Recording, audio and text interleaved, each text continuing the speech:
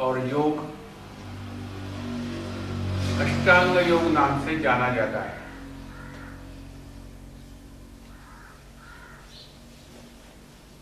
योग के 8 अंग बताए हुए हैं पातंजलि ऋषि ने। अंग का अर्थ होता है भाग, विभाग। तो योग के 8 विभाग है: यम, नियम, आसन, प्राणायाम, प्रत्याहार, ध्यान, धारणा और समाधि। जिसमें शुरू में हम लोग प्रयास कर रहे हैं जानकारी लेने का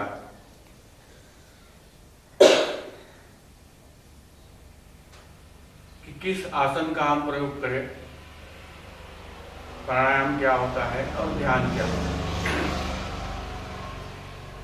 और गत 6 दिनों से हम इसका अभ्यास कर रहे हैं। तो इसकी शुरुआत हम करेंगे। पहले हमको गुरु का ध्यान करना है, गुरु महाराज का, जिनके आशीर्वाद से यह ज्ञान हम प्राप्त करेंगे। तो मैं जो श्लोक बोलूँगा आप लोगों को दोहराना है। ब्रह्मानंदम परम सुखदम केवलम ज्ञानमूर्तिम द्वंद्वातीतम गगन सदृशम तत्वमस्यादिलक्ष्यम एकम नित्यम विमलमचलम सर्वदी साक्षिभूतम भावातीतम त्रिगुणरहितम सद्गुरुं तं नमामि। गुरुर्ब्रह्मा गुरुर्विष्णु गुरुर्देवो महेश्वरा गुरु साक्षात् परब्रह्म तस्मै श्री गुरुवे नमः।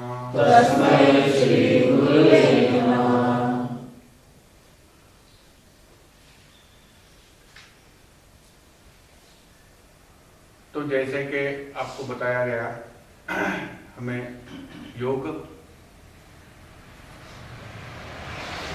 प्राणायाम और ध्यान सीखने का है।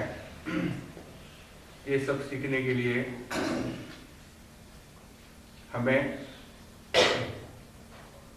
एक जगह स्थिर होने की आवश्यकता है। हमारे शरीर को स्थिर करने की आवश्यकता है। और स्थिर करने के लिए हमारे शरीर को हमें आसन बताया गया हुआ है। मैंने योग का अर्थ क्या होता है उसकी चर्चा कल की थी। योग का अर्थ होता है दो विभिन्न वस्तुओं का मिलाप, दो विभिन्न चीजों का मिलाप, उसको योग कहते हैं। तो योग शास्त्र में किन दो विभिन्न वस्तुओं का मिलाप बताया गया है? आत्मा और परमात्मा। हाँ, शरीर और आत्मा, हाँ, प्रकृति और परमेश्वर, हाँ, और मन की शुद्धि और तन की शुद्धि। हाँ। तो यह मूल रूप से आत्मा और परमात्मा का मिलन है। तो शरीर इसलिए बताया गया था कि हमारी जो आत्मा है, हम हर एक व्यक्ति के अंदर परमात्मा का अंश है। जैसे कल्पना कीजिए, हम सूर्य भगवान को देखते हैं, एक हमको सूर्य भगवान दिखता है, किंतु मान लो हम छोटे छोटे पानी के मटके लिए, बहुत सारे 1,00,000 पानी के छोटे छोटे मटके लिए, मिट्टी के मटके, उसमें पानी भर दिया। अगर आसमान में सूर्य भगवान है तो क्या होगा? हर एक मटके में पानी के क्या होगा? प्रतिबिंब। हाँ, सूर्य भगवान का प्रतिबिंब हर मटके में हमको मिलेगा। वैसे ही उस परमात्मा का प्रतिबिंब हम सब में विद्यमान है। हम सबके शरीर में है, सबके हृदय में परमात्मा है, उसी का अंश है। अगर परमात्मा इस शरीर में नहीं होता तो हम तो मृतवत हो जाते। यह जो हमारा हाथ पैर वाला शरीर है, यह तो पत्थर के माफिक हो जाता, जिसमें कोई हलचल नहीं होती। तो इसलिए कि यह भगवान का अंश, परमात्मा का अंश है हमारे शरीर में, इसलिए सोच है, विचार है, हलचल है, सभी जो सृष्टि में हमको एक लाइवलीनेस दिखता है, जैसे कि जिंदापन दिखता है, यह सब परमात्मा की वजह से। और उस परमात्मा का अंश हमारे हृदय में भी है, उसे हम आत्मा कहते हैं। आत्मा सो परमात्मा, और हमारा आत्मा और परमात्मा कोई भिन्न नहीं है, एक ही है। तो उस हमारे अंदर छुपे हुए परमात्मा का दर्शन हमें क्यों नहीं होता? उसकी चर्चा हमने की थी। हमें हमारे ही भीतर, हमारे ही अंदर हृदयस्थो जनार्दन, हमारे हृदय में वह जनार्दन है, भगवान है, तो उसके दर्शन क्यों नहीं होते? क्यों नहीं होते? पंचमुखोशात्मक। हाँ, तो हमारे अंदर जो भगवान है वो छुपे हुए हैं। काहे से छुपे हुए हैं? यह शरीर से छुपे हुए हैं। यह शरीर जो है वह पंचकोशात्मक, हमारा जो शरीर है वो पंचकोशात्मक है, कि जो हमको हमारे अंदर छुपे हुए भगवान तक हमें पहुंचने ही नहीं देता। हमको दिखता ही नहीं हमारे अंदर छुपा हुआ भगवान। क्यों नहीं दिखता? इस पंचकोश में। वो पंचकोश क्या है? कौन से पंचकोश है? हाँ, एक अन्नमय कोश, प्राणमय कोश, प्राणमय कोश, मनोमय कोश, मनोमय कोश, विज्ञानमय कोश, विज्ञानमय कोश, आनंदमय कोश। आनंदमय। बिल्कुल बराबर। तो अन्नमय को पहले अन्नमय कोश होता है, पहला कोश बताया गया हुआ है अन्नमय। अन्नमय कोश क्या होता है? यह अन्न से बना हुआ हमारा हाथ पांव आदि का शरीर, यह देह हमारा जो है, यह काय से बना हुआ है? अन्नमय कोश से बना हुआ है। भाई अन्न है इसलिए यह शरीर है। छोटा बच्चा जब पैदा होता है तो उसको दूध पिलाते हैं, खाने की चीजें देते हैं, उसके लिए अलग अलग, कि उसकी जल्दी उसकी जो है बाढ़ होना चाहिए। जैसे जैसे उसका अन्न बढ़ते जाता है, अन्न की मात्रा, खुराक बढ़ती जाती है, वैसे वैसे शरीर उसके बढ़ता जाता है। अगर मान लो उस बच्चे को हम अन्न देते ही नहीं तो क्या हो जाएगा? उसकी बाढ़ होगी? बढ़ेगा। वो बढ़ेगा नहीं, हाँ, उसकी बाढ़ नहीं होगी। तो अन्न से यह शरीर बना हुआ है। हम अन्न खाते हैं इसलिए यह शरीर बढ़ता भी है, बनता भी है। उसका पालन पोषण जो होता है शरीर का, वो अन्न से होता है। हमको एक समय भी अगर अन्न नहीं मिला तो क्या हो जाएगा, बड़े जम के भूख लगेगी।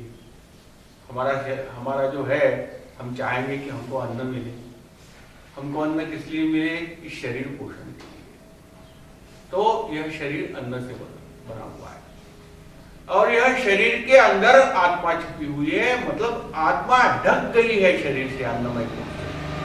यह एक कारण है जो हमको भगवान तक नहीं पहुंचने देता है। दूसरा बताया गया हुआ है क्या? प्राणमय कोश।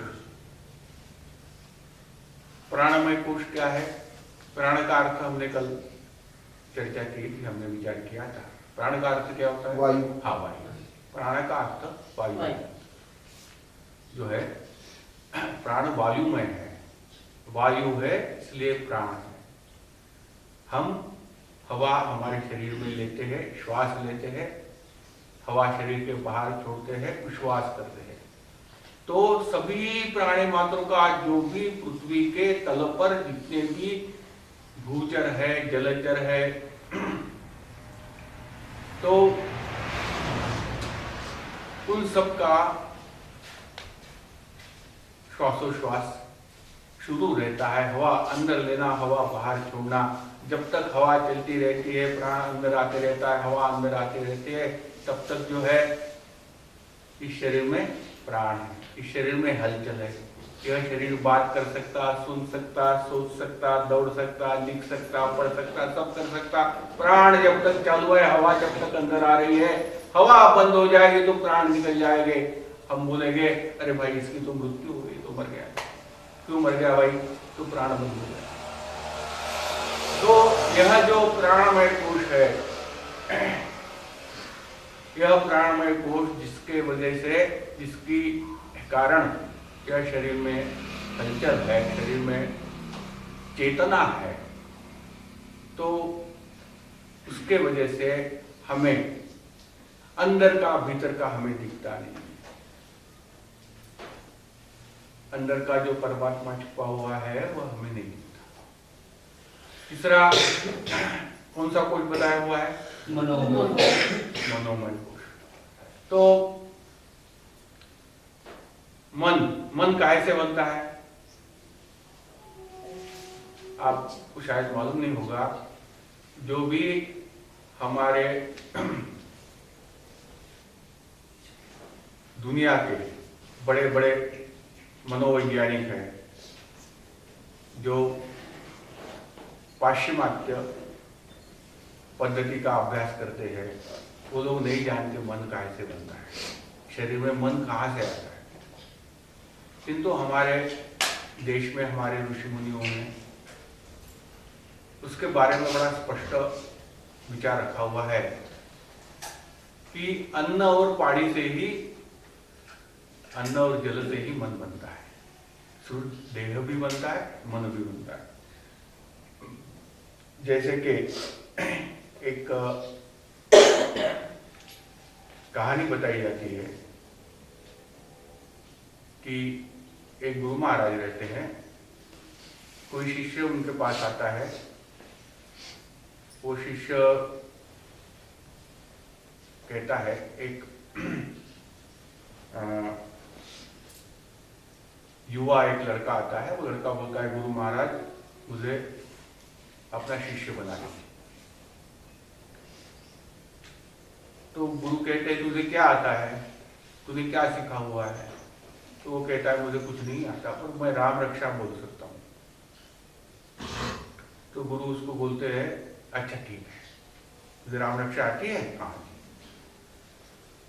तो वह लड़का राम रक्षा का पाठ शुरू कर देता है। चरितम रघुनाथस्य शतकोटि प्रविस्तरम, जो भी है राम रक्षा जो है सतत, तो उसके इतने अच्छे उच्चार रहते हैं, स्पष्ट संस्कृत के उच्चार, और जो भी संस्कृत पद्य होता है उसमें जो भी स्वर बताए हुए हैं, राग बताए हुए हैं, उस राग और स्वर लेकर वो अच्छा राम रक्षा का पाठ गुरु के सामने कहता है, बोलता है। तो गुरु बोलते हैं वाह वाह बहुत अच्छा, फिर तो तेरे को शिष्य बनाना चाहिए, तुझे मेरा चेला बनाने में कोई प्रॉब्लम नहीं है भाई, किंतु एक काम कर, तो मुझे मालूम है कि अगर मेरा चेला बनना है तो मेरी आज्ञा का पालन करना होगा, चाहे प्राण चले जाए। तो बोलता है कि हाँ गुरुजी मैं जानता हूँ, अगर मुझे आपका शिष्य बनना है तो मुझे प्राण की भी परवाह नहीं करनी चाहिए। तो गुरुजी बोलते हैं ठीक है, एक काम करो, आप अभी जाओ घर जाके 7 दिन के बाद लौट के आना।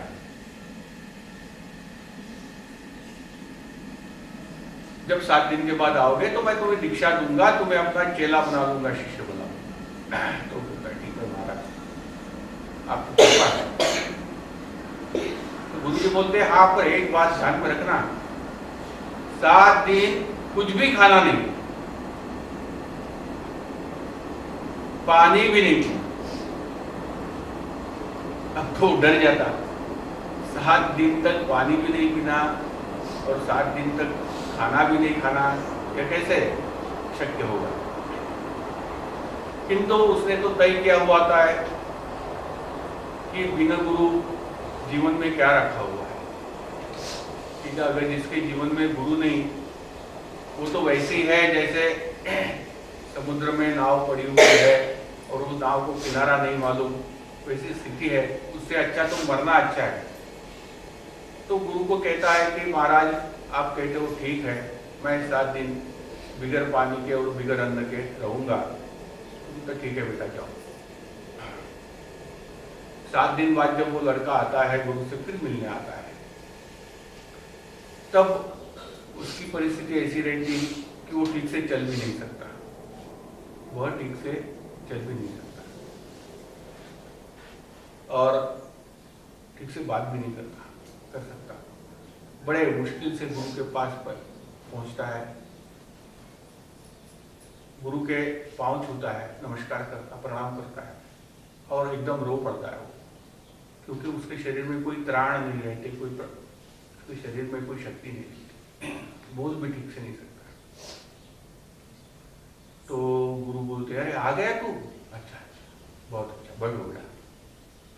तो 7 दिन तुमने कुछ नहीं खाया? गुरुजी मैंने 7 दिन कुछ नहीं खाया। पानी तक नहीं पिया? नहीं गुरुजी मैंने पानी पिया। तो बहुत अच्छा, चलो अभी एक काम करो, आपने जैसे मुझे पहली बार राम रक्षा सुनाया था वैसे ही राम रक्षा सुनाओ। जी गुरुजी। अब वो जी गुरुजी तो बोल देता है, उसको याद ही नहीं आता। अब रोज का राम रक्षा बोलने वाला वो लड़का, किंतु शरीर में प्राण नहीं, त्राण नहीं, अनाज नहीं, 7 दिन से खाया हुआ नहीं, भूखा है, शक्ति नहीं, शक्तिहीन हो गया, दुर्बल हो गया। तो बहुत याद करा के शुरू तो कर देता है,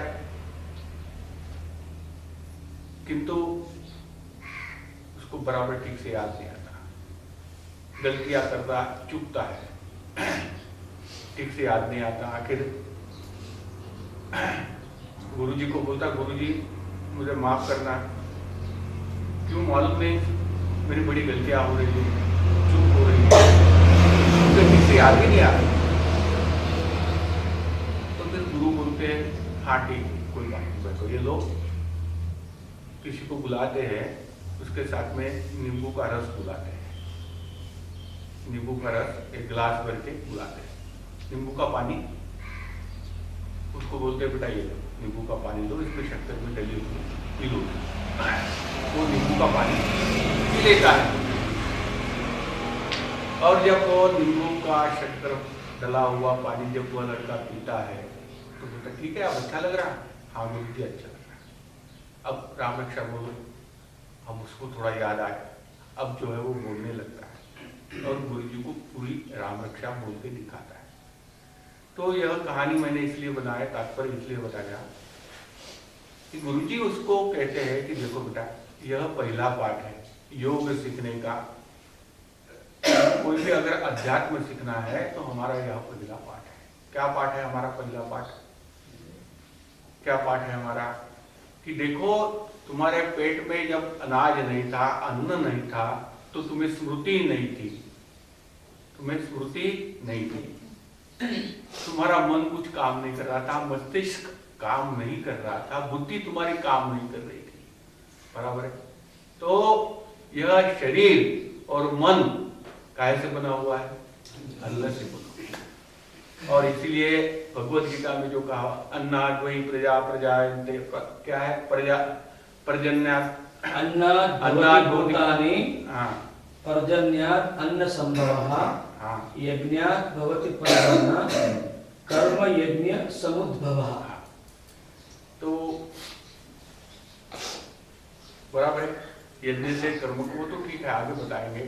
तो यज्ञाद् वै प्रजा प्रजायन्ते कहा गया हो उपनिषदों में कि जो प्रजा होती है, लोग कैसे बनते हैं? यज्ञ से बनते हैं, अपने क्या कहते हैं? अन्न से शरीर बनता, अन्न से खून बनता, बराबर है।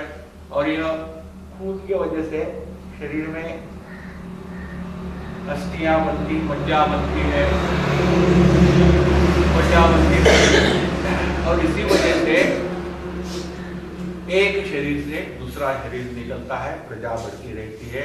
तो अन्न ही मन का कारण, अन्न, बराबर। तो यह मनोमय कोश है हमारा। पहला कौन सा देखा हमने? अन्नमय कोश, दूसरा प्राणमय कोश, तीसरा मनोमय कोश, चौथा कौन सा है? विज्ञान। तो विज्ञान जैसे बताया कि शरीर है हमारा, मन है, श्वास चालू है, तो फिर हमारा दिमाग भी बहुत चलते रहता है। हमारा मन नई चीज क्या है उसकी जानकारी लेने का हमेशा कोशिश करता है। आप छोटे बच्चे देख लेना, जो 3-4 जैसे भी उनको बात करना आ जाता है, बात करने लगते हैं, भाषा का ज्ञान होता है, तो पूछते आई है क्या है, मम्मी वो क्या है, बराबर, पापा उसको क्या कहते हैं, ये क्या हो रहा है। तो वो जो है ये क्या है, वो क्या है, ये क्या है, वो क्या है, हमेशा पूछकर जानकारी सृष्टि की प्राप्त करते रहता है, उसको विज्ञान प्राप्त करते रहता है, ज्ञान प्राप्त करते हैं, बराबर है। तो वह ज्ञान प्राप्त करने तो जो है यह चौथा हमारा विज्ञान में कोश है कि शरीर के अंदर विज्ञान मतलब जो भी जानकारी हमारी है, तो क्या होता है कि हमारी जो इंद्रिया है वह बाह्यवर्ती है। इंद्रिया बाह्यवर्ती, आंखें बाहर का देखती है, कान बाहर का सुनती, नाक बाहर का सूंघती है, हमारी जीवा रसना जो है बाहर का खाती है, बराबर। पांचों जो ज्ञानेंद्रिया है वह ज्ञान कहां से प्राप्त करती है? बाहर से प्राप्त करती है। विज्ञान कहां से आता है? कोई विज्ञान बोले तो ज्ञान, कोई चीज का जो हमें ज्ञान होता है उसे विज्ञान कहते हैं। विज्ञान कहां से आता है? बाहर से आता है। तो यह विज्ञान जो है, जो बाहर से आता है, कहां से देखेगा? अंदर की आत्मा देखेगा नहीं, क्योंकि उसकी सब जानकारी बाहर से आई हुई है। इसीलिए विज्ञानमय कोश की वजह से अंदर हमारे भीतर छुपा हुआ परमात्मा जो है, जब भगवान इस सृष्टि का निर्माण, संचालन, पोषण करता है, जिसका अंश हमारे हृदय में विराजमान है, उस परमात्मा को हम नहीं देख पाते हैं, उसको भूल जाते, उसकी याद तक नहीं करते। और कुछ लोग तो बोलते भगवान है ही नहीं, और कुछ लोग बोलते अरे काहे के लिए अगरबत्ती लगाना भाई, क्यों नमस्कार करना, कोई जरूरी नहीं। दिखता है क्या कहीं भगवान? नहीं दिखता। जब दिखता नहीं है तो फिर काहे पे भगवान है? नहीं होगा। तो क्यों? कि वह अंदर नहीं देख पाता। जो भी इंद्रिया है क्या है, क्या बताया मैंने? बहिर्वर्ती। हाँ, बहिर्वर्ती है या बाह्यवर्ती है। यह बाहर का ही सोचती है। ज्ञान हमें बाहर की चीजों का, सृष्टि के बाहर की चीजों का होता है, भीतर क्या है उसका हमें कुछ ज्ञान नहीं, और वही ज्ञान योग देता है। तो ये कौन सा कोश हो गया? विज्ञान। और फिर हम आते आखिरी आनंदमय कोश। जैसे कि हमने कल चर्चा की थी कि हम हमेशा यही कोशिश करते रहते हैं कि मन हमारा सुख में हो, आनंद की जो है हम प्रयत्न करते रहते हैं। दुख हमें नहीं भाता। अगर जहाँ हम बोलते हैं कहीं अगर हम गए और हमारे मन को वहाँ का अगर वातावरण अच्छा नहीं लगा, मन को नहीं भाया, तो हम बोलते हैं बड़ी बोरियत हो रही है, चलो यार यहाँ नहीं बैठते कहीं और जाते हैं करके। तो हमें बड़े जल्दी बोरियत हो जाती है। जहाँ मन को अच्छा नहीं लगता, जहाँ आनंद नहीं, जहाँ सुख नहीं, हमारा मन वहाँ नहीं रहता है। मन हमारा हमेशा तलाश में रहता है, खोज में रहता है। काहे की खोज में? आनंद की खोज में, सुख की खोज में। बचपने से आप देख लेना, सबसे पहले जब बचपन होता है, बच्चे बाहर घर के दौड़ते हैं, क्योंकि मित्रों के साथ में उनको बड़ा मजा आता है, बड़ा आनंद आता है, खेलने में मजा आता है, बराबर है? हमारा गुरु है, हाँ। तो उसको खेलने में बड़ा मजा आता है। और उसकी माँ चिल्ला रही, अरे जल्दी आओ बेटा, अरे दौड़ के, तुम्हारे लिए दूध ठंडा हो रहा है, यहाँ गर्म बना के रखी हूँ मैं, दौड़ के आओ। हाँ माँ आता हूँ करके। पर वो बच्चा इतना तन्मय हो जाता है खेल में कि उसको जो है माँ बुलाती रहती दूध पीने के लिए, वो नहीं आता है। हमने देखा क्यों? खेलने में उसको आनंद, बराबर। फिर धीरे धीरे धीरे उम्र बढ़ जाती है, 14-15 साल की उम्र हो गई तो फिर समझ आता है कि स्त्री क्या होती है, पुरुष क्या, समझ में आ जाता है कि मैं स्त्री हूँ। बच्चों को समझ में आ जाता मैं लड़का हूँ, स्त्री मेरे से भिन्न होती है, मैं भिन्न हूँ। तो जो है परमात्मा की वह सृष्टि की वह रचना है जिसमें मुझे बहुत ज्यादा आकर्षण तैयार हो जाता है स्त्री के बारे में पुरुष को, और पुरुष के बारे में स्त्री को। फिर उसको कुछ समझ में नहीं आता। फिर जब उसकी जवानी आ जाती है कुछ समझ में, उसको एक ही चीज दिखती है। लड़की सोचती है मेरी शादी कब होगी, मेरे को लड़का कैसा मिलेगा, दूसरे कुछ नहीं सोचती। वो चाहे पढ़ाई करती रहे, चाहे खेलती रहे, कुछ भी, मन के कोई हिस्से में अवश्य यह विचार रहता मुझे लड़का कैसा मिलेगा। वैसे ही लड़के लोग रहते हैं, मुझे लड़की कब मिलेगी। तो उसका मन जो है, क्यों उसे लड़की चाहिए? कि उसको लगता है कि लड़की प्राप्त होने से, लड़की मिलने से मुझे आनंद मिलेगा, सुख मिलेगा, मेरा संसार होगा, मेरा घर बसेगा, मुझे बच्चे हो। लड़की वही सोचती है कि मेरा पति आ जाएगा, मेरी शादी हो जाएगी तो मैं बड़ी सुखी हो जाऊंगी, मेरे बच्चे हो गए, मेरा परिवार होगा, बराबर है। किंतु तो मन उसी में लगा हुआ रहता। किसमें लगा हुआ रहता? पति में नहीं, लड़की में नहीं, आनंद में लगा हुआ रहता। काहे की खोज रहती है? आनंद की। और आनंद की खोज करते करते एक दिन समझ में आ जाता कि हमको बच्चे हो गए। बच्चे कैसे होते हैं? आनंद की खोज में बच्चे हो जाते हैं। कोई बच्चे करने के लिए, बनाने के लिए शादी नहीं करता। शादी के लिए करता है? आनंद के लिए करता है। और एक दिन समझ में आ जाता कि अरे मेरा तो बड़ा परिवार हो गया। जब परिवार हो गया तो फिर, जब बच्चे हो गए, परिवार तैयार हो गया, तो फिर मेहनत करो, कष्ट करो, पैसे लगाओ भाई, क्योंकि बच्चों को तो पालना पड़ेगा, बड़ा करना पड़ेगा, घर के खर्चे जो है चलाने पड़ेंगे। तो फिर अपने वो बन जाता है पूरा 100% बिग फुल, बेवकूफ बन जाता है। फिर उसको कुछ नहीं, उसको मालूम है कहीं कुछ अपने ऐसी तैसी कराओ, कहीं से भी पैसा लाओ और बच्चों को जो है पढ़ा करो, उसी में लग जाता है पागल। और औरतें भी लग जाती है, बच्चों का रोना धोना, बराबर है, उसकी बीमारियां, दवाइयां, उसमें ही उनका समय बीत जाता है, बराबर है। और फिर आनंद की खोज में गलत रास्ते से जाने से जो है आनंद तो थोड़ा कम हो जाता है, तो यही चीजें ज्यादा पीछे लग जाती, परिवार संसार पीछे लग जाता, संसार की चीजें पीछे लग जाती। किंतु एक बार संसार में गिरने के बाद वहां से अबाउट टर्न क्विक मार्च नहीं है, वहां से रिटर्न नहीं है। वहां से पीछे ना मुड़ के देख सकते, ना पीछे आ सकते। हम तो अब यहां तक फंस गए संसार। अब वो संसार में भी सुख देखते रहता है, फिर घर में टीवी खरीद लेता है कि चलो यार अब तो कोई अपने जो है बीबी से उतना कुछ आनंद मिलता नहीं है, बोरियत होती रहती है, वो भी बकबक करती रहती है, तो चलो भाई टीवी कम से कम उसकी बकबक के बजाय वो टीवी की बकबक सुने करके तो वो टीवी लगा लेते हैं। तो कुल मिलाकर ये, तो फिर कभी अपना मोबाइल में टाइम पास करता है, तो टीवी में टाइम पास करता है।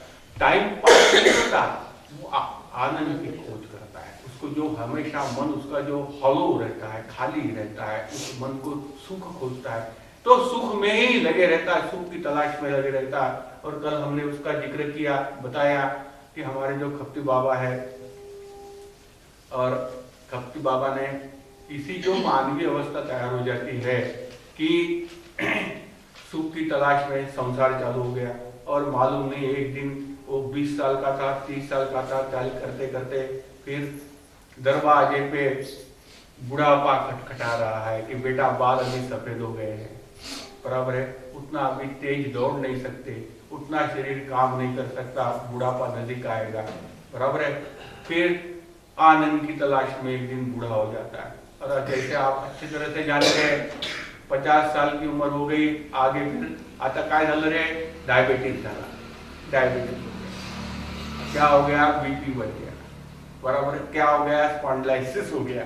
तो एक एक बीमारियां फिर घिरते रहती है, और एक दिन ऐसा आ जाता है कि वो आदमी छोड़ के चला जाता है। तो सुख उसको उसने देखा नहीं। आप किसी को भी पूछो इस संसार में क्या तो सुखी है नहीं। इसीलिए रामदास स्वामी ने क्या बोला है, क्या बोला पंडित जी, जगी सर्व सुखी असा पूर्णा है। हाँ, जगी सर्व सुखी असा, मतलब कौन है इस सृष्टि में जिसके आप तलाश कर रहे हो, आप एक एक दिन अपना मूल्यवान बिता रहे हो। यह दिन फिर से नहीं आने वाला, यह घड़ी फिर से नहीं आने वाली। आप अभी मान लो 30 साल के हो, 40 साल के हो, तो फिर से 10 साल के बनने वाले हो गया, कभी नहीं बनने वाले। जो समय बीत जाता है फिर से नहीं आता। The day which dawns passes away quickly, निकल जाता है, it doesn't come back, फिर से अपना दिन नहीं आता है। और देख लेना, हम तो लिमिटेड समय लेके आए हैं सृष्टि पर, बड़ा ही मर्यादित समय है हमारा। किसी की उम्र मालूम नहीं, भगवान ने 60 साल लिखी है, 70, किसी के 80, 90, किंतु ये तो शक्य नहीं है कि कोई 1000 साल की उम्र लेके आया करके, नहीं आया। तो हमको बड़ा ही लिमिटेड समय दिया हुआ है, और हम इस लिमिटेड समय का उपयोग जो है सुख की तलाश में करते, और उस आनंद की तलाश में करते, किंतु हम नहीं जानते कि हमको आनंद कहां से पाना है, सुख कहां से मिलने वाला है। अगर हम जानते होते सुख कहां से मिलना है तो हम दुखी नहीं होते। आप सही में, आप जितने भी लोग बैठे हुए हैं, आप मन में पूछ लीजिए क्या मैं सुखी हूं, तो आपका अवश्य जवाब मिलेगा अंदर से, नहीं नहीं सुख नहीं, बड़ी यातना है, बड़ा दुख है, बड़ी चिंता है, बड़ा चिंताग्रस्त हूं। क्यों चिंता में हो? सुख की तलाश, और आप नहीं जानते कौन है। तो इसलिए कप्ती बाबा ने क्या वजन लिखा है, तुम्हें म्हणून दाखवा, बोल के दिखाइए आप। जन्माला गेला वाय फळ झाला, खटाटोप केला अवघाची, सुखाचा जप जन्मभरी केला, नाही हाताला अजुनिया। जो कोश है आनंद कोश है। यह जो विषय हमने अभी सुख का बोले, उसके बारे में कभी हम चर्चा करेंगे, कभी प्रवचन में उसके बारे में सोचेंगे। तो कुल मिलाकर अंदर जो है भगवान छुपा हुआ है हमारे, और आनंदो ब्रह्मेति कहा गया हुआ है। अरे वो भगवान ही सुख है। भगवान का दूसरा नाम आनंद है, आनंद का दूसरा नाम भगवान है। आनंद और भगवान दो अलग अलग चीजें नहीं है, एक ही चीज है। और जो तू सुख का और आनंद की जो तलाश कर रहा है, वास्तव में वो बाहर नहीं है, वह तेरे भीतर ही है। जैसे कि कल मैंने उदाहरण दिया था, किसका उदाहरण दिया था? कस्तूरी मृग का उदाहरण दिया। वो कस्तूरी मृग होता है जिसके शरीर में कस्तूरी होती है, और कस्तूरी का बड़ा सुगंध आते रहता है, बहुत दूर दूर दूर दूर तक, मीलों दूर तक कस्तूरी का सुगंध जाता है। अब ये कस्तूरी मृग है, उसके पेट में कस्तूरी है, तो उसका थोड़ा सुगंध तो उसको भी आता है। उसको सुगंध तो आता है, किंतु वो मृग नहीं जानता, वो हिरण जो है नहीं जानता कि वास्तविक जो सुगंध आ रहा है मेरे ही नाभि से आ रहा है, जहां कस्तूरी है वो नहीं जानता। वो तो जंगल में इस सिरे से लेकर उस सिरे तक from this end to that end दौड़ते रहता है, बहुत जम के दौड़ता है हिरन। आप जानते बड़े जंगल में पूरे जंगल के चक्कर लगा देता है। सुगंध तो उसके आती रहती है, उसको आती रहती है, किंतु सुगंध कहां से आती है वो नहीं जानता। उस सुगंध की खोज में दौड़ते दौड़ते दौड़ते उस हिरन का जीवन काल निकल जाता है। एक दिन हिरन मर जाता है, किंतु मरने के पहले भी वो कभी नहीं जानता कि जिस सुगंध की वो तलाश कर रहा था कहीं नहीं उसके नाभि में ही वह कस्तूरी है करके। वैसे ही हम लोग जिसकी तलाश कर रहे हैं, हम किस लिए जी रहे हैं? आनंद के लिए, सुख रहे, पर जिसलिए हम जी रहे हैं उस चीज को जो हम पाना चाहते हैं और कहीं नहीं अपने ही भीतर है, यह हमें मृत्यु तक पता नहीं लगता। एक दिन हम छोड़कर चले जाते हैं और वो जो अंदर वाली चीज है क्यों नहीं हमको मिलती, क्यों सुख नहीं मिलता, क्यों भगवान नहीं मिलता, क्यों हमको आत्मा नहीं दिखती? तो वह 5 उसके ऊपर कवर्स है, ढक्कन होते हैं, ढक्कन कोई चीज के ऊपर हम ढक देते हैं, है ना? तो वो आत्मा भी ढका हुआ है। काय से ढका हुआ है? 5 कोशों से। यह पंचकोश बताए गए हैं। तो इसकी तलाश हमको करनी है योग से। तो उस आत्मा का जो ढका हुआ है, बराबर है, और उस आत्मा का और परमात्मा का संयोग, उसको योग कहते हैं। और यह योग पाने के लिए, यह योग समझने के लिए, उस योग को के जो भी हमको बताए गए फायदे हैं वह मिलने के लिए योग हमको सीखना पड़ेगा। योग सीखने के लिए क्या करना पड़ेगा? तो योग हमने जैसे बताया था, योग चित्त वृत्ति निरोधा। योग किस लिए है? अपने चित्त और वृत्ति का निरोध करने के लिए, रोकने के लिए। तो चित्त जो बाहर हमारी वृत्तियां जाती है उसको रोक कर हम उसके भीतर कैसे लाए, परमात्मा का दर्शन कैसे करें, वो जो ब्रह्मानंद अंदर बैठा हुआ है, परमानंद अंदर बैठा हुआ है, उसको हम कैसे पाए, उसके लिए योग है। तो योग का पहली जो बात, पहला जो भाग है योग का, जो यम नियम आसन है।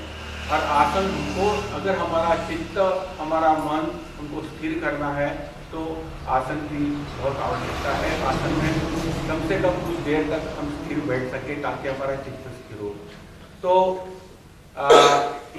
आसन जो योगी लोग उपयोग करते हैं, वैसे तो बहुत आसन है और नए नए निकल भी रहे हैं। और आजकल तो आपको मालूम होगा कि योगा एक बड़ी लोकप्रिय चीज हुई है। देश विदेश में आप अमेरिका के कोई कोने में जाइए और ऑस्ट्रेलिया के कोई कोने में जाइए, जहाँ भी जाइए योगा योगा योगा का बड़ा प्रचार हुआ है। और उस प्रचार क्या, योगा को तो अच्छी तरह का एक बिजनेस बना लिया है, धंधा बना लिया है। थोड़ा सा सीख लेते हैं कि योगा टीचर बन जाते हैं। उनको तो योग की 2-4 चीजें ही मालूम नहीं थी। योग का पूर्ण तात्पर्य समझना बड़ा मुश्किल है, बड़ा कठिन है। वो तो ज्ञानी लोग होते हैं, उनको ही समझता है। तो प्रमुख रूप से जो योगी लोग हैं वह 3 प्रकार के आसनों का उपयोग करते हैं। जैसे कि मैंने बताया था, कोई बता सकता है? वज्रासन, पद्मासन, सिद्धासन। हाँ, वज्रासन, पद्मासन और सिद्धासन। तो जिसमें आज हम सीखेंगे सबसे पहले वज्रासन, क्योंकि पद्मासन और जो सिद्धासन है थोड़ा कठिन है, पर वज्रासन हम लोग बड़े आसानी से कर सकते हैं थोड़ी देर के लिए। तो और हम वज्रासन इसलिए सीख रहे हैं कि वज्रासन के काफी फायदे हैं। तो फायदे मैं भी आपको बताऊंगा। और हमको स्थिर होने के लिए, स्थिर आसन करने के लिए एक बार हमारे शरीर का ओवरऑलिंग हो जाए, शरीर की हमारी नसों में जो है रक्त प्रवाह बढ़ जाए हमारा, इसलिए हम इससे शुरुआत करेंगे, वज्रासन से शुरुआत करेंगे। तो मैं अभी आपको वज्रासन में बैठ के दिखाता हूँ।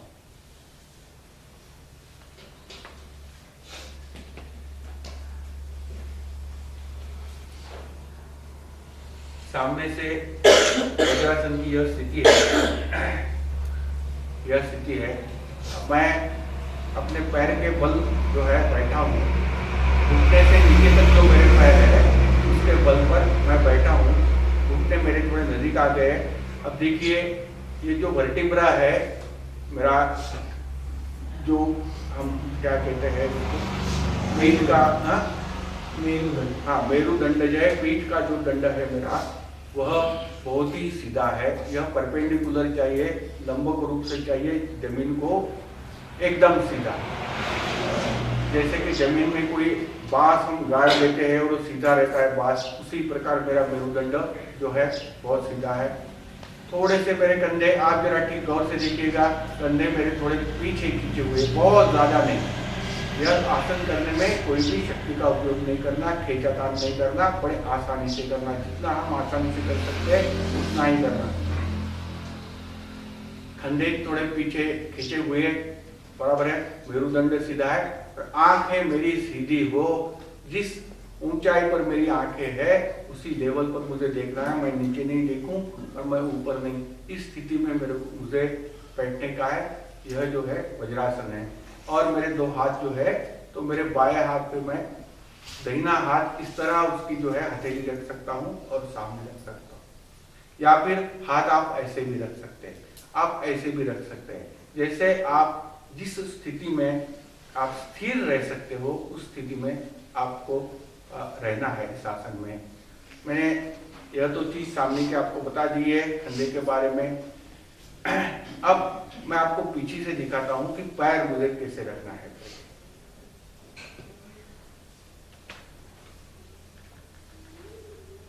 अब देखिएगा, जैसे मैं ऐसे बैठ गया हूं, अंगूठे से अंगूठा लगाकर, यह दोनों पैर के अंगूठे मुझे जरा भीतर खींचना है, अंदर खींचना है, इस तरह।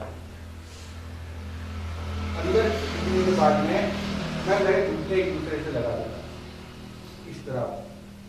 तो मेरे पैर जो नीचे के हैं, जो सीधे थे, तो उसको मैंने आड़े बना दिया हूं। और मेरे ये दो जो मेरी एड़ियां हैं उसको मैं इस तरह बना दिया हूं कि जिसमें मैं आसानी से मेरा शरीर रख सकूं और आसानी से बैठ सकूं। यह आवश्यक है। आप ये जो अंगूठे हैं थोड़े अंदर खींच ले, पैर को ऐसे आड़े बना ले और उसमें शरीर को उसमें उसके अंदर रख दे, उसको बनाकर वह आकार बनाकर शरीर को उसमें रख दे। इस तरह आपके पैर हो। इस तरह पैर रखने के बाद में जो मेरा मेरुदंड है, पीठ है, वो बिल्कुल सीधी है और सीधे आगे मैं देख रहा हूँ, हथेली पे हाथ। इस तरह आपको बैठना है। इस आसन के बहुत ज्यादा फायदे हैं, क्योंकि इससे सबसे पहले तो पेट पर बल आता है, पेट की नसों पर बल आता है। उसकी वजह से जो तुम्हारा कुछ मोटापन वगैरह है तो कम हो जाता है, पेट की चर्बी कम हो जाती है, शरीर का रक्त प्रवाह बढ़ता है, हमारे ब्रेन तक, हमारे मस्तिष्क तक जो है बड़े तेजी से रक्त बढ़ता है, तो हमारी थोड़ी स्फूर्ति आ जाती है। इसलिए और शरीर का रक्त प्रवाह बढ़ने से कई रोग जो है दूर हो जाते हैं। पेट के रोग तो इससे दूर हो ही जाते हैं, यह तो अनुभव है। और सभी प्रकार से इसके फायदे हैं, बहुत फायदे हैं, गिनाऊंगा तो बहुत समय लगेगा। अब हम जरा ज्यादा समय जा रहा है, देरी हो गई है, तो फिर अभी मैं 1 2 3 बोलूंगा। आपको सबको वज्रासन पर बैठना है सिर्फ 3 मिनट। किंतु ध्यान देना, जब आप वज्रासन पे बैठोगे तो अपनी आंखें बंद कर लोगे। 3 ही मिनट आपको बैठना है। जब आसन पे बैठोगे श्वास बड़े जोर जोर से लेने, जैसे श्वास बढ़ता है वैसे हमारे विचार बढ़ते हैं। फिर मन इधर उधर जो है भटकने लगता है, मन में ये विचार आता, वो विचार आता, घर का विचार आता, बच्चों का विचार, कुछ भी विचार आते रहते हैं। तो श्वास आपको मंद गति से लेना है, पर मंद गति से श्वास लेने के लिए जबरदस्ती कोई करना है। आराम से जो है श्वास आप लिए, शांति से बैठिए। और फिर एक बात, आप आसन में बैठने के पहले एक बात और समझा दूंगा आपको, कि जैसे कि आप यह बैठे हुए हैं, वज्रासन में बैठे हुए हैं, इस वज्रासन से आपको जब उतरने का है तब आप किस तरह उतरेंगे? तो सबसे पहले हाथ टिकाइए, हाथ से आप नीचे कर दीजिए शरीर को, और नीचे करने के बाद यह दाहिना पैर सीधा कर लीजिए, बायां पैर ऐसा करके आप फिर से जैसे थे वैसे बैठ सकते हैं। ठीक है, तो आप शुरू करेंगे अभी वज्रासन। 3 हाथ, शांति से, कोई मन में विचार नहीं हो, श्वास हमारा धीमे गति से चलते रहे, शरीर में बिल्कुल हलचल नहीं हो, आंखें हमारी बंद हो। ठीक है, 1 2 3।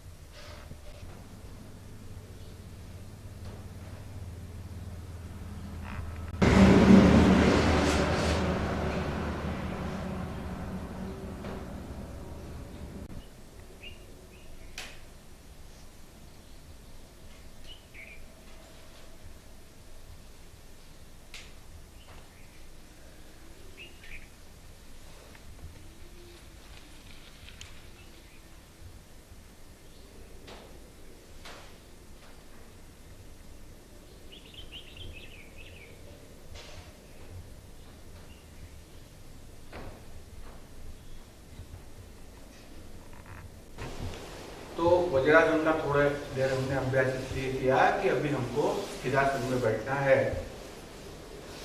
और स्थिरासन के लिए जिसमें हम ज्यादा देर तक ध्यान करते हुए स्थिर बैठ सके, तो हमें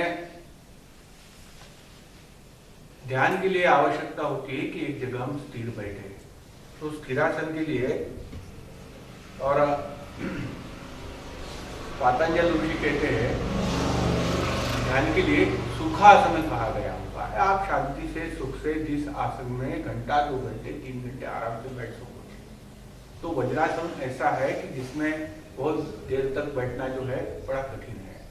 तो हमें हम सबको जो है सहजासन में बैठना है, और सहजासन में बैठने का पहले हम सहजासन क्या है समझेंगे। सहजासन में बैठेंगे, फिर प्राणायाम का अभ्यास करेंगे।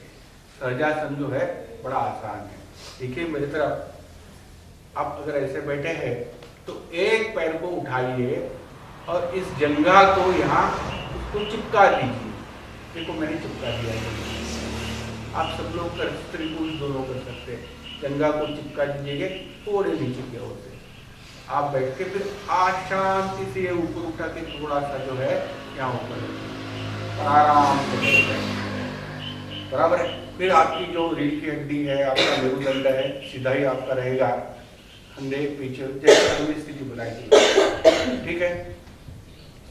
तो अभी आप स्वस्थ है, हाँ बैठ जाइए। स्थिरासन में बैठने, सहजासन में बैठ जाइए आराम से बैठिए। मुंडी नीचे मत करो, मुंडी सीधी होना चाहिए। कुछ लोग अभी मैं देख रहा हूँ ऐसा करके बैठ जाते, ऐसा मत करो, क्योंकि हम लोग योग सीख रहे हैं। सब 2 चीजें बहुत आवश्यक है इसमें। रीढ़ की हड्डी जो है हमेशा, क्यों कि रीढ़ की हड्डी अगर सीधी रहेगी तो आपकी कुंडलिनी जागृति होगी, आप में शक्ति संचार होगा, आप में ईश्वर का संचार होगा, आपकी शक्ति बढ़ेगी। आपकी रीढ़ की हड्डी ऐसी हो, टेढ़ी हो मेरुदंड आपका, तो उसमें रक्त प्रवाहित नहीं होगा, शक्ति प्रवाहित नहीं होगी, बराबर है। रीढ़ की हड्डी सीधी होना बहुत आवश्यक, निहायत आवश्यक, ठीक है। आप ऐसे बैठ जाइए। अब हम प्राणायाम का अभ्यास करेंगे। तो प्राणायाम सीखने के पहले हम दीर्घ श्वास कैसे लेते हैं वो सीखेंगे। तो 5 दीर्घ श्वास हमें लेना है। वायु अंदर लेना है और वायु बाहर छोड़ना है। किंतु आप ध्यान रखेंगे कि वायु जब जैसे नाक से लेते हैं और नाक से हम उश्वास करते हैं वैसे हमें करना है, किंतु हम ध्यान रखेंगे कि वायु अंदर लेने के समय, श्वास लेने के समय हमको हमारे कंठ से अंदर वायु खींचने का है, और उश्वास करने के समय भी कंठ से बाहर छोड़ना है। मैं एक उदाहरण आपको देता हूं, कैसे करना मैं बताता हूं।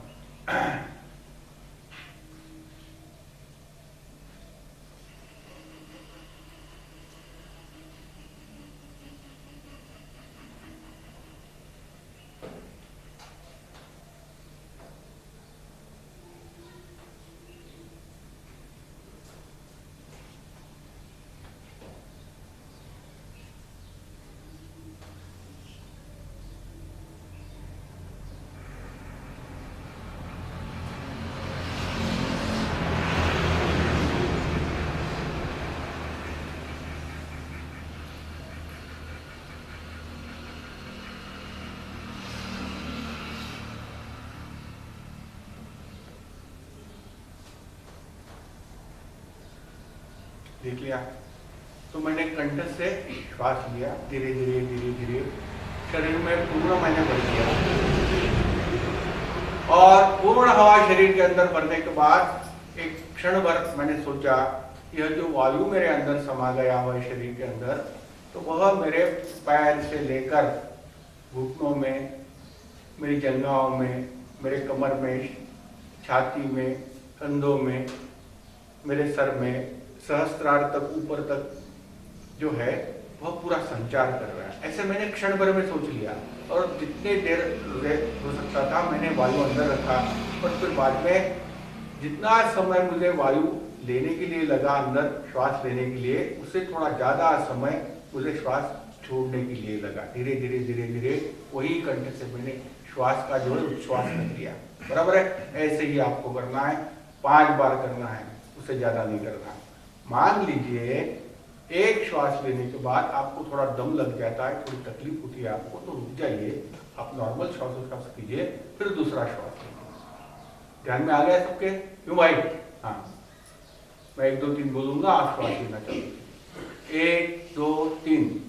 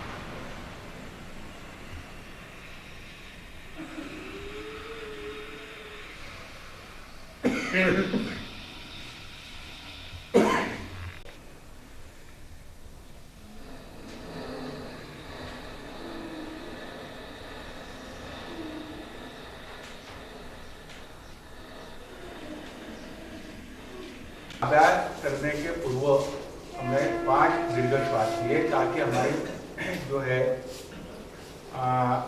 नाड़ी शुद्धि हो। और नाड़ी शुद्धि के लिए अभी बताया गया हुआ है लोम विलोम प्राणायाम, जो अत्यावश्यक है। सभी को योग जो सीखते हैं करना पड़ता है, इससे बहुत हमको उपयोग है। अगर आप नित्य रूप से जो भी मैं सिखा रहा हूँ आप नित्य रूप से करोगे तो उसका फायदा, उसका लाभ आपको अवश्य होगा। अब हम लोम विलोम सीखते हैं। लोम विलोम में एक नासिका से, एक तरफ की नाक से श्वास हमें लेना है, दूसरी तरफ से छोड़ना है, फिर दूसरी तरफ से लेना है और पहली वाली नासिका से छोड़ना है। ऐसा जब हो जाता है तब एक आवर्तन होता है। वैसे हमको सिर्फ 2 ही आवर्तन करना है।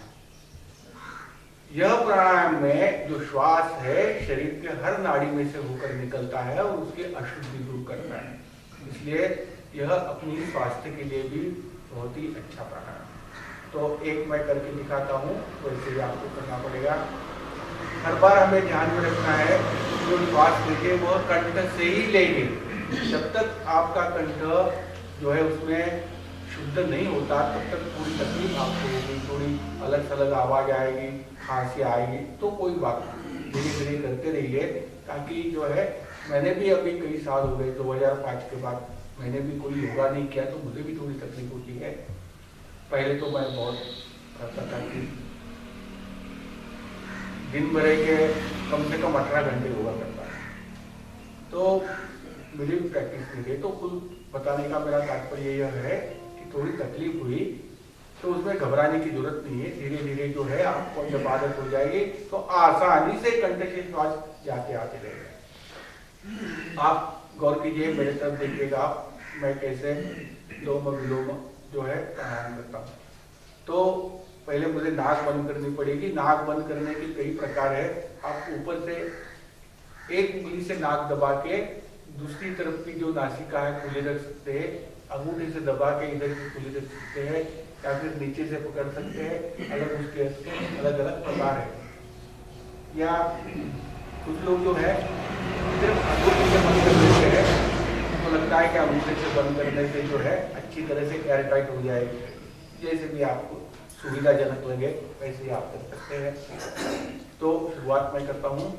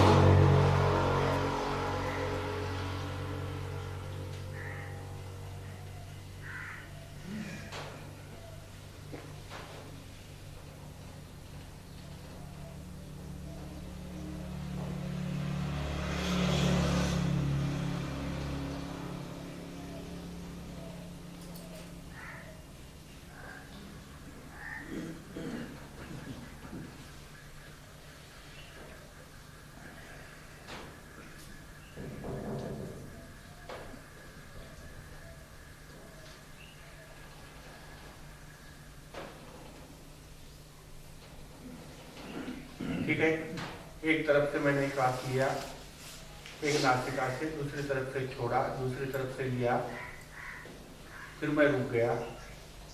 छोड़ने के पहले थोड़ा रुकना, जितना भी हम सहन कर सकते, और फिर बाद में छोड़ देना, और हर बार कंठ से श्वास लेना। ठीक है, 2 आपको आवर्तन करने का है, 1 2 3 कहूँगा, आप शुरू करोगे। 1 2 3।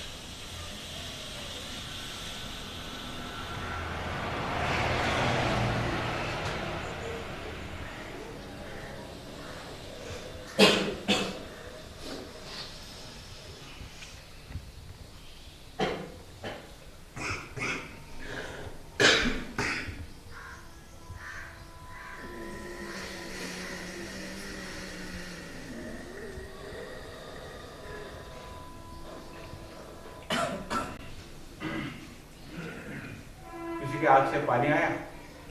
हाँ, आंख लाल हो गई, कुछ लोगों की आंख लाल हो गई। तो यह बहुत ही जो लोग विलोम है, आप देख लेना, सब जगह सिखाते इसलिए है कि इससे कार्य शुद्धि हो जाए।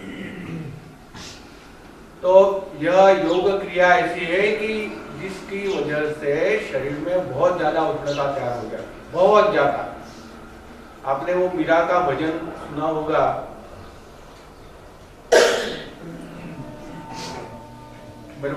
मुझे शब्द नहीं याद, उसका अर्थ ऐसे है कि राणा दे दियो, राणा ने विष दिया, राणा ने विष दिया, मानो अमृत पिया। हाँ, तो यह विष दिया है, तो राणा ने विष दिया है। तो योग शास्त्र जो है मैंने पढ़ा हो गई कि मीरा ने, वो तो इसी प्रकार उदाहरण देकर लिखते हैं। तो शरीर में इस तरह दाह और उष्णता तैयार हो जाती कि सहन नहीं कर सकते, उसको विष का प्याला बोला हुआ है। विष बोले तो वो कुछ जहर नहीं किया उसने। तो शरीर में जो योग से उष्णता तैयार हो जाती है, इसलिए हम लोगों को शीतली प्राणायाम करना आवश्यक है, जिसकी वजह से शरीर की उष्णता दाह थोड़ा कम हो जाए। तो मैं सिखाता हूँ, शीतली प्राणायाम में मुंह से श्वास लेना है और नाक से छोड़ना है, कंठ की भीतर से। तो इसमें ओठ बंद कर लेना चाहिए। ओठ बंद करके ओठ में हम थोड़ी सी जगह गैप रखें, जिससे हम हवा अंदर ले सके।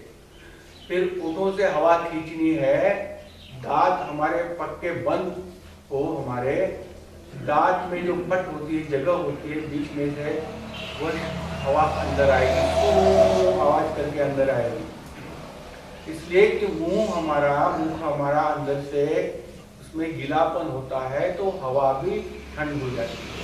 जैसे वाटर कूलर होता है, हवा के पंखे लगा देते हैं, गर्मी के दिनों में तो ठंडी हवा आती है।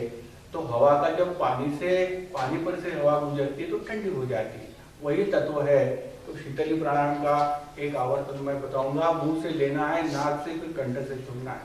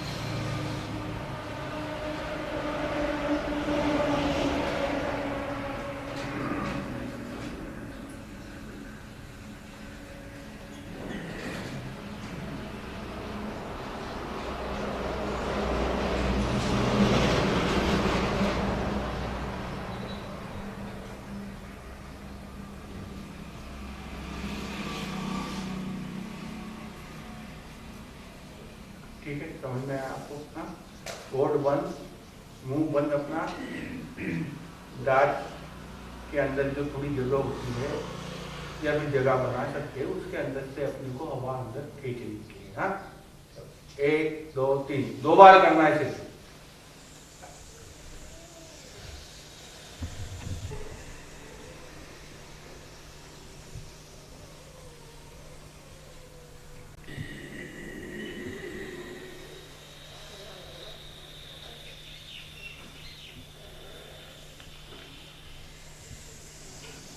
पेट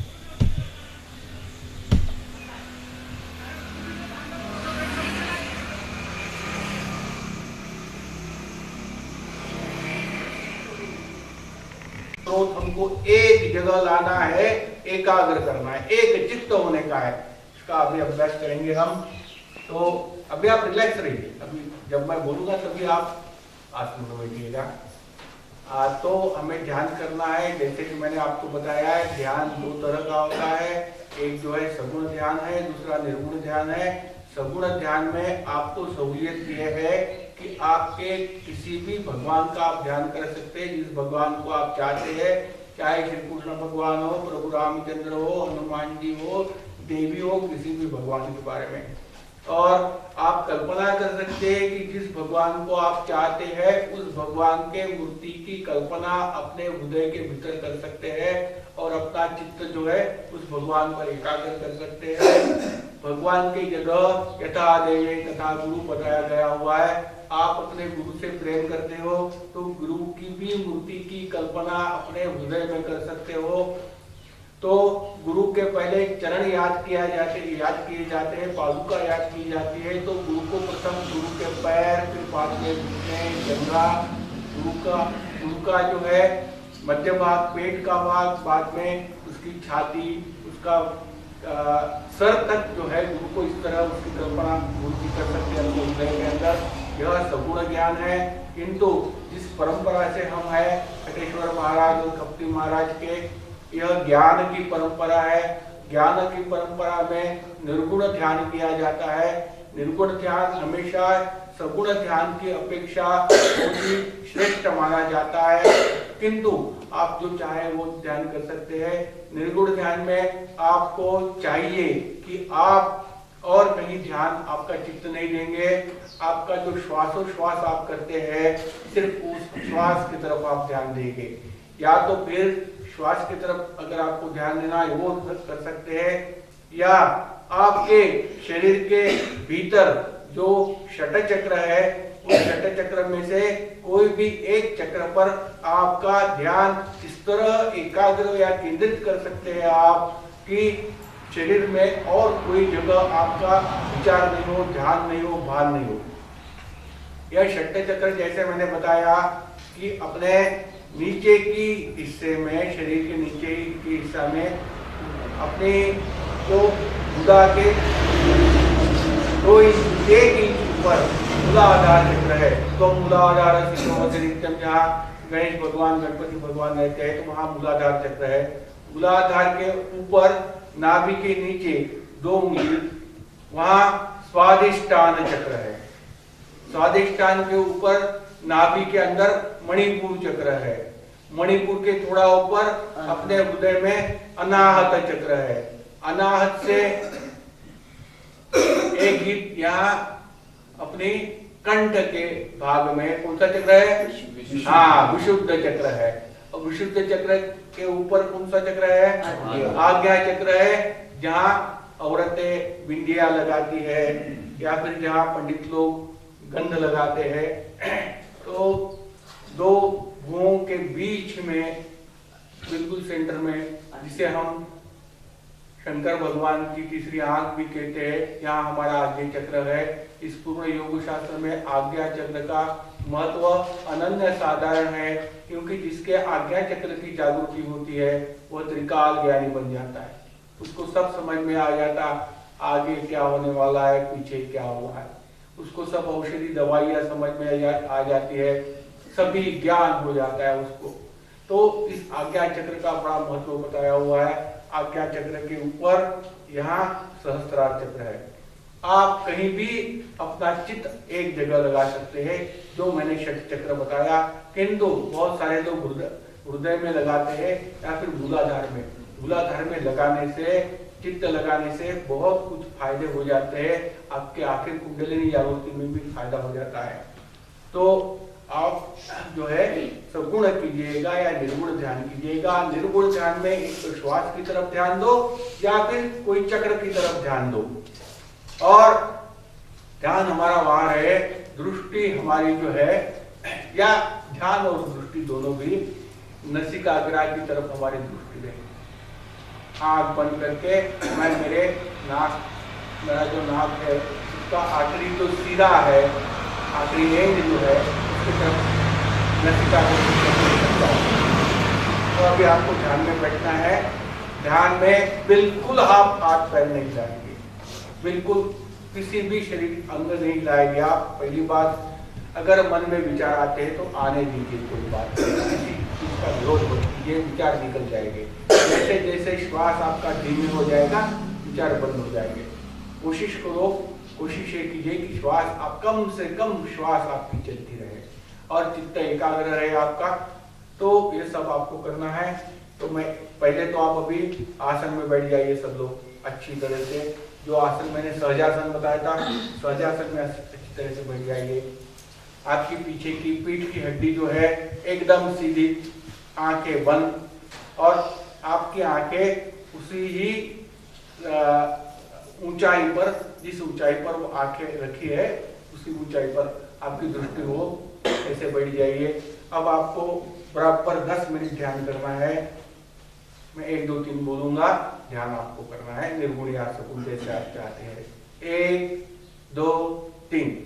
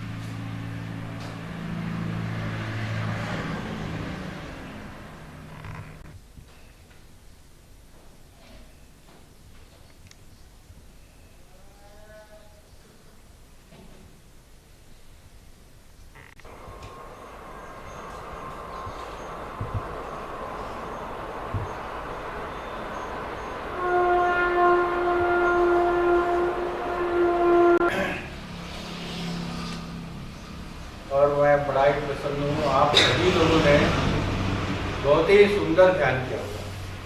मैंने सबको देखा परफेक्ट। अगर आपके दूसरे तीसरे रोज इतना अच्छा ध्यान आप कर सकते हैं तो आप जरूर इसमें आपको बड़ी सफलता मिलेगी। और ध्यान में अगर आपको सफलता मिलती है तो उसके बहुत बहुत लाभ होते हैं। मैंने देखा मनाली, उसके हाथ पे मक्खी बैठी थी और वो बिल्कुल हिली नहीं। मैंने कई लोगों को देखा, अच्छा ध्यान सबका लग गया था। अच्छा, हमको कोई वो नहीं बनना, योगी नहीं बनना, ना हमको कोई ऋषि मुनि बनना है, किंतु ध्यान का उपयोग हमारे निजी जीवन में हमको करना है, संसार में करना है। ध्यान का बड़ा उपयोग है। सबसे बड़ा उपयोग तो मैं आपको कह दूं कि उसमें अपनी निर्णय क्षमता बढ़ती है। हम बड़े राइट सही समय में सही निर्णय ले सकते हैं, जिससे कि हमारा जीवन स्तर हम अच्छा कर सकते हैं। फिर हमारा चिड़चिड़ापन बंद हो जाता है, टेंशन कम हो जाता है। ध्यान के बहुत उपयोग है। तो आप सबके शुभकामना देता हूँ कि आपका ध्यान सफल हो और इसका आप सही लाभ उठाए। और आज का हम यह कार्यक्रम यही हम लोग समाप्त करें। ठीक है। एक विनती है मेरी, आप प्राणायाम का पाठ दे रहा हूँ। यह पाठ यह सोच के दे रहा हूं कि आप लोग अभी संसार में हैं, आपका मन घर में लगा हुआ है, गृहस्थी में लगा हुआ है, बच्चों में लगा हुआ है, पति में लगा हुआ है, पत्नी में लगा हुआ है। तो सांसारिक लोगों के लिए और जो बच्चे लोग हैं उनको आगे उनका जीवन है, भविष्य है। तो अभी उनको कर्मानुभव मिलने का है, अनुभव जीवन का नहीं हुआ है। किंतु ऐसे जो लोग हैं जिनको कर्मानुभव हो गया, जिनको समझ में आ गया कि इस जीवन में कुछ मिलना नहीं, कुछ पाना नहीं है, कुछ हासिल करना नहीं, ये तो हवा है। और जिन्होंने सांसारिक जीवन का त्याग कर दिया है, बराबर है, उनके लिए फिर योग कठोर है, अलग तरीके से। फिर पद्मासन आदि आसन उसमें आते हैं, अलग अलग क्रिया आती है, और फिर उसमें काफी कुछ शरीर को भी वो करना पड़ता है, नियंत्रित करना पड़ता है, पूरी व्यथा शरीर को भी होती है। मैं इसलिए पद्मासन और सिद्धासन आपको नहीं बताया कि उसका आपको अभी कुछ उपयोग नहीं है, किंतु आप में से कोई ये चाहता है कि नहीं अब मुझे कोई संसार नहीं बचा है, मुझे भी आपके जैसा सन्यासी बनना है या ज्ञानी बनना है, मुझे इस विश्व का ज्ञान करना है, मेरी अब कोई इच्छा नहीं बची, वासना नहीं बची, मुझे कुछ नहीं चाहिए। अगर इस स्थिति में आप लोग कोई पहुंचे हैं और कुछ सीखना चाहते हैं तो अवश्य वैसे अगर मुझे बताते हैं तो मैं व्यक्तिगत रूप से उनको ये सब चीजें सिखा सकता हूँ, ठीक है। इसलिए मैंने पद्मासन और सिद्धासन विस्तार से नहीं बताया, क्योंकि सिद्धासन ऐसे आसन है जिसमें जो विरक्त पुरुष है, जिसको देखो भगवान शंकराचार्य ने दो तरह की विरक्ति बताई है। एक तो वो लोग है बुद्धिमान लोग, शंकराचार्य जैसे है, कि जिनको छठवें सतवें सातवें साल ही समझ में आ गया कि यहाँ इस दुनिया में खुशी नाम की, सुख नाम की कोई चीज नहीं, बेकार है, कुछ नहीं पाना, कुछ नहीं मिलना यहाँ। तो उन्होंने पहले 8वें साल ही संन्यास ले लिया, जैसे उनकी व्रतबंधन हो गया तो उन्होंने संन्यास ले लिया, छोड़ दिया, ना मुझे शादी करना है, ना मुझे कोई खुशी सुख इसमें कुछ पाना है। तो इसे कहते हैं ज्ञान गर्भ वैराग्य।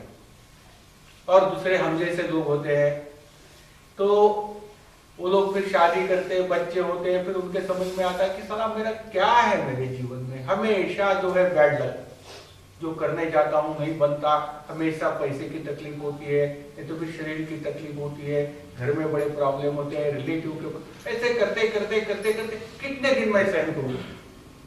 तो एक दिन ये संसार से ऊब जाता है, बोर हो जाता है कि नहीं नहीं नहीं आगे मेरे को दुख नाम की चीज होना ही नहीं, ना मुझे माँ होना, ना बाप होना, ना पति होना, ना पत्नी होना, ना घर द्वार होना, कुछ भी नहीं होना।